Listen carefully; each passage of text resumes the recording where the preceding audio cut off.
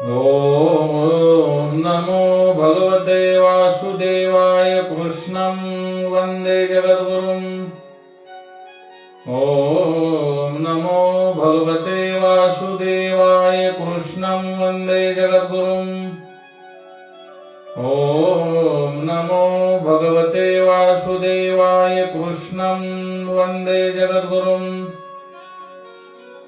श्री कृष्ण गोविंद हरे मुरारे, श्री कृष्ण गोविंद हरे मुरारे, हे नाथ नारायण वासुदेवाय, हे नाथ नारायण वासुदेवाय। भगवान श्री कृष्ण गोकुळामध्ये जेव्हा 108 दिवसाचे होतात तेव्हा गोपिकांनी त्यांना फिरवले। मग बालकृष्णांची आई माता यशोदा यांनी त्या दिवशी अंग परिवर्तन नावाचा उत्सव साजरा करण्याचे ठरविले आणि तिने संपूर्ण गोकुळामध्ये आमंत्रण दिलेले आहे।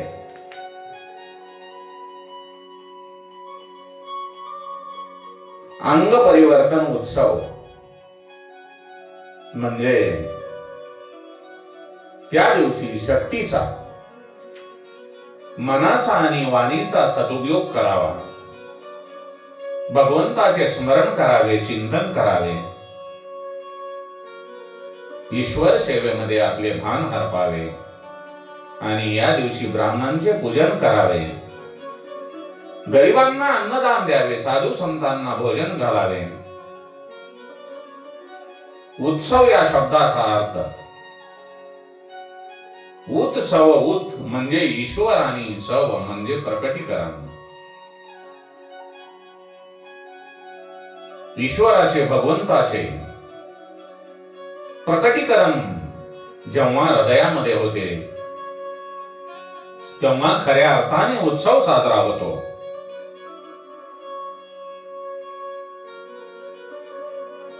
या शरीराचा आणि मनाचा लाड करण्यासाठी उत्सव साजरे करू नये।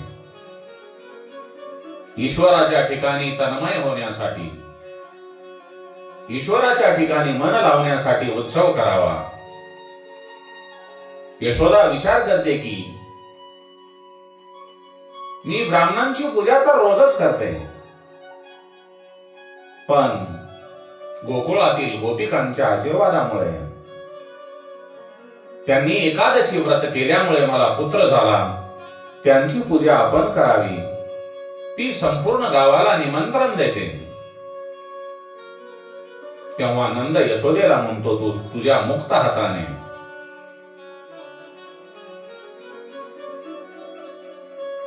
सर्वांना दान दे, सर्वांची पूजा कर। जेव्हा भाग्य अनुकूल असते तेव्हा मुक्त हाताने आणि प्रेमाने दान धर्म करावा, त्यामध्ये कधीही संकोच करू नये। आपल्याला मिळालेल्या आनंदामध्ये गोरगरिबांना समाविष्ट करून घेऊन त्यांच्या आनंदामध्ये सहभागी व्हावे। आपला जो आनंद आहे, आपल्याकडे जे काही आहे ते साधू संतांना, साधू पुरुषांमध्ये वाटावे, त्यामुळे आनंद द्विगुणित होतो। परंतु आपण आपल्यापुरते पाहतो। आपल्याकडे जर कोणती एखादी शक्ती प्राप्त असेल, संपत्ती असेल, गोरगरिबांना, साधू पुरुषांना, जे आपले उपकार फेडू शकत नाहीत अशा लोकांना अन्नदान करा, त्यांना वस्त्रदान करा। शंकराचार्य म्हणतात,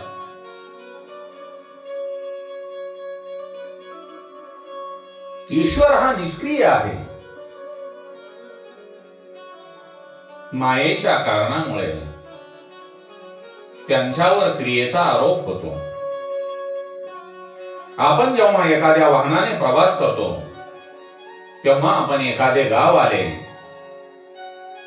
किंवा एखादे गाव गेले असे म्हणतो, परंतु प्रत्यक्षात कोणतेही गाव येत नाही किंवा जात नाही, ते त्यांच्या जागेवरच असते. परंतु आपणाला तसा भास होतो. ईश्वर जेव्हा एखादी क्रिया करतो तेव्हा ती त्यांची क्रिया नसून ती लीला असते. क्रिया आणि लीलामध्ये फरक आहे. ज्याप्रमाणे कर्तृत्वाचा अभिमान असतो, तो अभिमान सुखी होण्याची जी तुमची भावना आहे ती क्रिया, आणि ज्यांच्यामध्ये कर्तृत्वाचा अभिमान नाही आणि दुसऱ्याला सुखी करण्याची भावना आहे त्याला लीला म्हणतात. म्हणूनच जीव करतो ती क्रिया आणि भगवंत करतात ती लीला.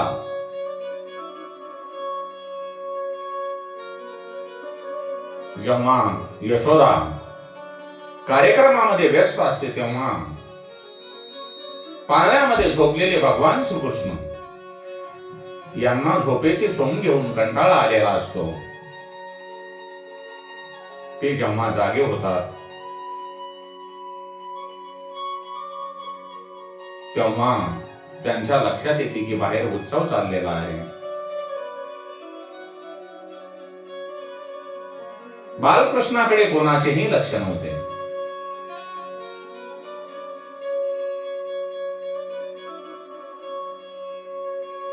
उत्सव करताना ईश्वराचा, भगवंताचा विसर पडू नये. जोपर्यंत अपेक्षा आहेत तोपर्यंत व्यवहार करावेच लागतात. व्यवहार करणे हा गुन्हा नाही, पण व्यवहार करताना ईश्वराला विसरणे हा गुन्हा आहे.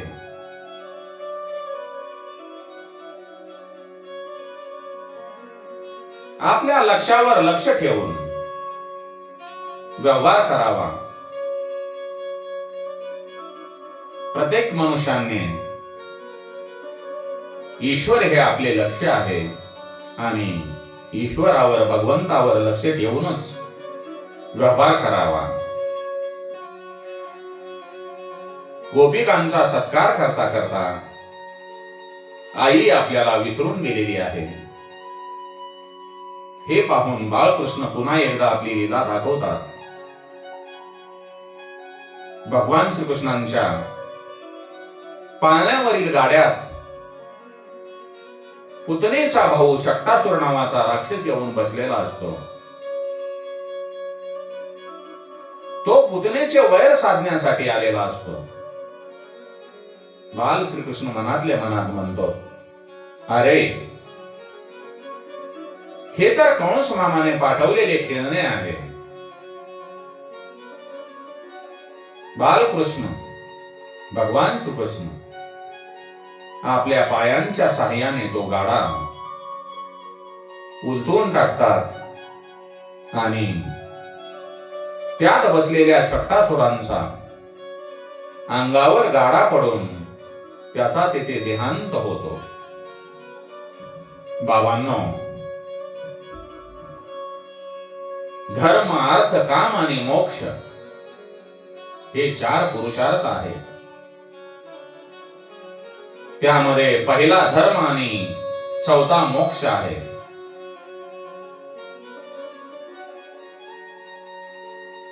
धर्म आणि चौथा मोक्ष या 2 पुरुषार्थामध्ये अर्थ आणि काम आहे. याचा अर्थ असा की अर्थ आणि काम हे 2 पुरुषार्थ धर्म आणि मोक्ष यांच्या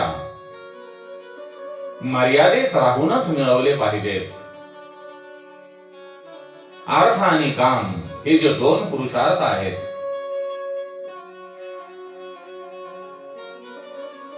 हे धर्म आणि मोक्षापेक्षा गौण आहेत. धर्म आणि मोक्ष हे 2 पुरुषार्थ जे आहेत ते प्रधान पुरुषार्थ आहेत.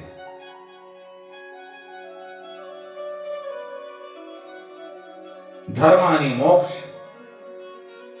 हे दोन पुरुषार्थ जर गौण झाले व अर्थ आणि काम हे दोन पुरुषार्थ जर प्रधान झाले तर आपल्या जीवनाचा गाडा नक्कीच अधोगतीला गेल्याशिवाय राहणार नाही आणि जीवनाची अधोगती होणार ही अटळ आहे. म्हणून चार पुरुषार्थापैकी धर्म आणि मोक्ष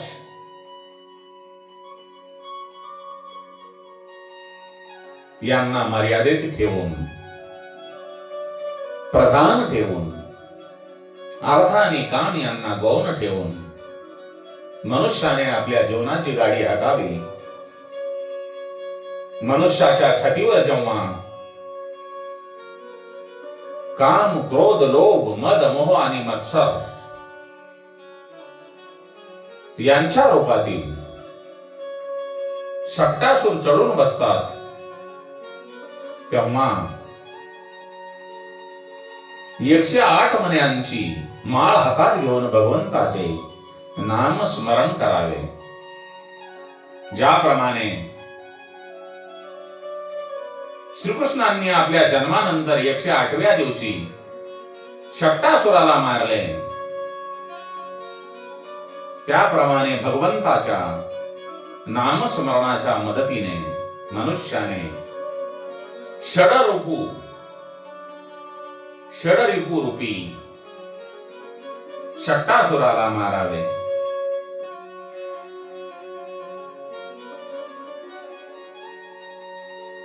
दिवस मासांनी भगवान श्रीकृष्ण गोकुळामध्ये वाढत होते आणि त्यांच्या बाललीलामध्ये नंद आणि यशोदा मैया आणि गोप गोपिका रमून गेलेले होते. भगवान श्रीकृष्ण, बाल श्रीकृष्ण आता वजनाने जड झालेले होते. त्यांना उचलून घेण्यामध्ये माता यशोदेला अवघड जात होते. एकदा यशोदा श्रीकृष्णांना आपल्या घराच्या अंगणामध्ये खेळवत होती. काही कामासाठी तिला घरामध्ये जावे लागले. तेव्हा बालकृष्णाला ठेवून ती अंगणामध्येच ठेवून घरामध्ये गेली. ही संधी साधून तृणावर्त नावाचा राक्षस वावटळीचे वादळाचे रूप घेऊन बालकृष्णांचे हरण करण्यासाठी येतो. त्या वावटळीमुळे श्रीकृष्ण आकाशामध्ये उडू लागतात. पण बालकृष्ण एवढा जड झाला की त्याला पेलणे त्या वावटळीला, त्या हवेला सुद्धा जड जाऊ लागले आणि हवेचे वावटळीचे रूप धारण केलेला तृणावर्त राक्षस खाली पडू लागला. बालकृष्णांनी त्यांना झेलले.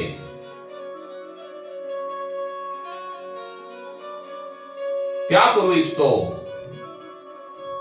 मरण पावलेला होता, त्याचा देहांत झालेला होता. तृणावर्त म्हणजे रजोगुणाची वावटळ.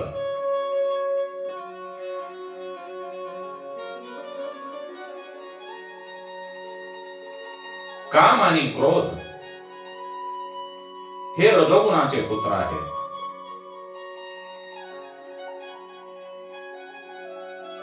काम आणि क्रोध हे रजोगुणाचे पुत्र आहेत आणि रजोगुण मनात आला की मन चंचल होते.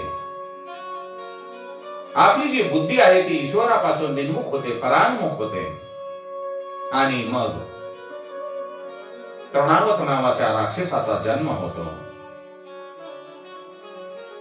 बालकृष्ण आता रांगत आहेत. रांगत रांगत सगळीकडे हिंडत असतात. कृष्ण आता रांगू लागला आहे. तो गायीचे शेपूट धरून उभा राहिला आहे.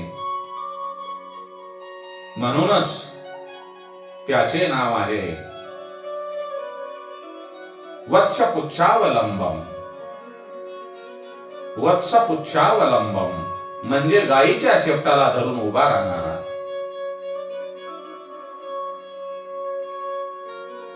बाळकृष्णांच्या लीला न्याहळत न्याहळत दिवस कसे जात होते हे मुलाच्या आईला म्हणजे यशोदेला काहीही कळत नाही. आपला बाळ मोठा होतो आहे, त्याची भूक वाढते आहे की तिच्या लक्षात येत नव्हते. ती एके दिवशी बाळकृष्णाला दूध पाजत असताना त्याचे सुंदर मुक्ती पाहत होती. आईची प्रेमळ नजर पाहत पाहत श्रीकृष्ण दूध पीत होता. दोघांची जणू भाव समाधीस लागली होती.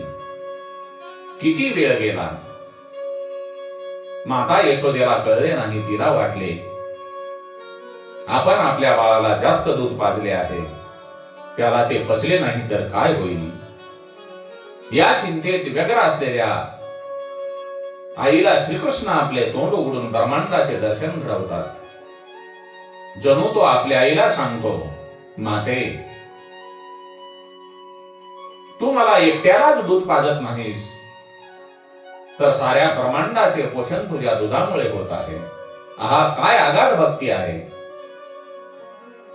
काय त्या यशोदेचे पुण्य आहे. ईश्वरासोबत सारे ब्रह्मांड तृप्त होत आहे. श्रीकृष्ण मोठा झाल्यानंतर जेव्हा भगवान श्रीकृष्ण हे तारुण्यामध्ये येतात, तेव्हा आपला गुरुबंधू सुदामा यांना अमात संपत्ती देतात. तेव्हा यम श्रीकृष्णांना म्हणतात, हे परमेश्वरा, सुदाम्याच्या नशिबामध्ये दारिद्र्य योग आहे, त्याच्या भाग्यामध्ये श्रीक्षय लिहिलेला आहे. तुम्ही सुदाम्याला एवढे वैभव का दिले? तुम्ही जर असे केले तर या जगात कर्म मर्यादित राहणार नाही. तेव्हा श्रीकृष्ण यमराजांना सांगतात, यमराज, तुम्ही म्हणता ते खरे आहे, पण मी वेदांची कर्म मर्यादा सोडली नाही किंवा तोडलेली नाही. जो मला जेवायला घालतो तो समस्त ब्रह्मांडाला जेवायला घालतो. सुदाम्याने त्याच्याकडचे मुठभर पोहे मला प्रेमाने खाऊ घातले होते. त्याच्या या मुठभर पोह्यामुळे समस्त ब्रह्मांड तृप्त झाले.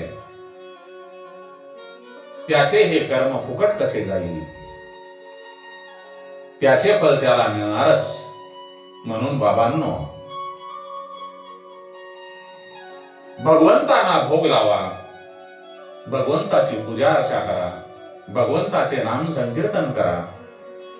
कारण भगवंत तृप्त झाले म्हणजे जग तृप्त झाले. आपण गीतेमध्ये प्रसंग ऐकलेला असेल, ज्यावेळेला दुर्वासा ऋषी दुर्योधनाकडून पांडव हे वनवासामध्ये असताना दुर्योधनाच्या म्हणण्यानुसार त्यांच्याकडे जेवणासाठी जातात आणि जेवणाची अपेक्षा करतात. तेव्हा द्रौपदी आणि धर्मराज चिंतातूर झालेले असतात. कारण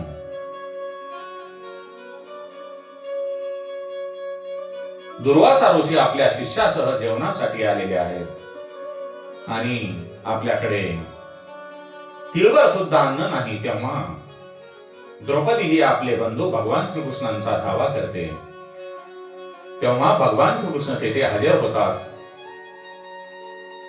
तेव्हा द्रौपदी त्यांना आपली अडचण सांगते, हे बंधू, हे भगवान श्रीकृष्ण, आमच्याकडे दुर्वासा ऋषी जेवणासाठी आलेले आहेत आणि आमच्याकडे आता थोडे सुद्धा अन्न नाही.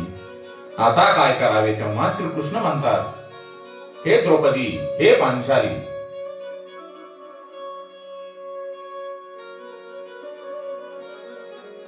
तू मला अगोदर जेवायला दे. परंतु ती सांगते, हे देवा, तुम्हाला सुद्धा देण्यासाठी माझ्याकडे काहीही नाही.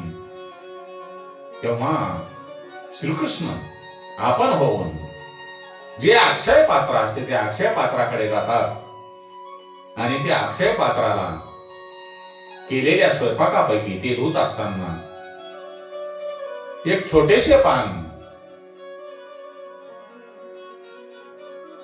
लागलेले स्वतः श्रीकृष्ण भक्षण करतात आणि ते त्यांनी भक्षण केल्यानंतर तृप्त होऊन ढेकर देतात. त्यामुळे भगवंत तृप्त झाले म्हणजे संपूर्ण ब्रह्मांड तृप्त झाले. दुर्वासा ऋषींचा निरोप येतो की आम्ही तृप्त झालो आहोत, आम्हाला आता जेवण करावयाचे नाही.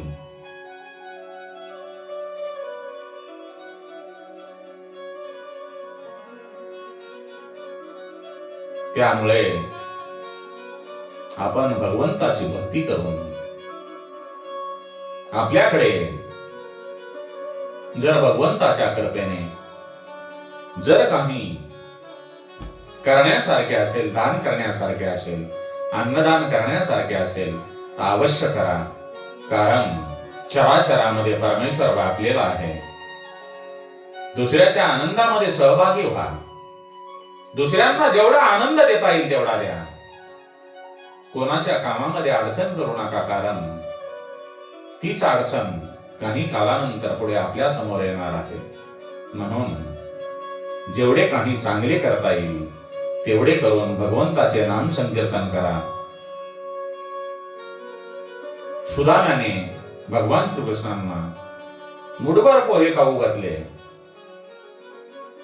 म्हणून भगवंत तृप्त झाले आणि भगवंतासोबत संपूर्ण ब्रह्मांड तृप्त झाले. भगवान श्रीकृष्ण यमराजांना म्हणतात, ज्यांनी जे चांगले कर्म केलेले आहे त्यांना मी त्यांचा प्रसाद नेहमी देत असतो. मी त्यांच्या सोबत असतो. त्यांचे चांगले केलेले कर्म कधीही मी वाया जाऊ देत नाही. म्हणून चांगल्या कर्माची अपेक्षा ठेवा. श्री राम जय राम जय जय राम. श्री राम जय राम जय जय राम. गोपाल कृष्ण भगवान की जय. नंद यशोदा मैया की जय.